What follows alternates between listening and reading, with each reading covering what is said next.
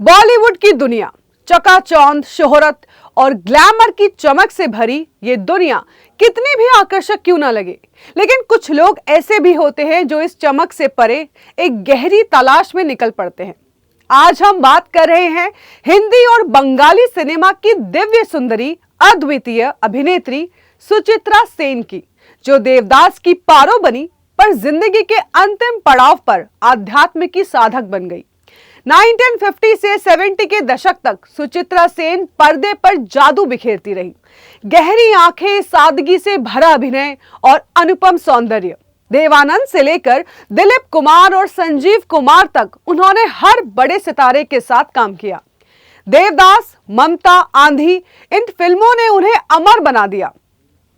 लेकिन जब करियर शिखर पर था, 1978 में उन्होंने अचानक फिल्मों को अलविदा कह दिया। लेकिन यह दूरी किसी विवाद की वजह से नहीं थी, बल्कि आध्यात्मिक जागरण की वजह से आई थी।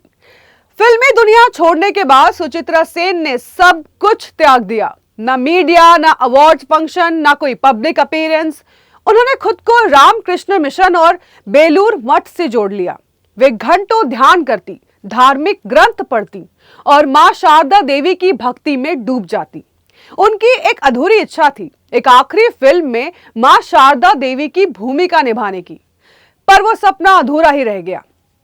दुनिया उन्हें सिल्वर स्क्रीन की रानी कहती रही, लेकिन उनके लिए असली जीवन पर्दे के सामने नहीं, आत्मा की शांति में था।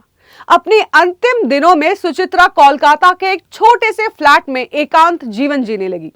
बीमारी के बावजूद उनके कमरे में भक्ति गीतों की मधुर ध्वनि गूंजती रहती थी।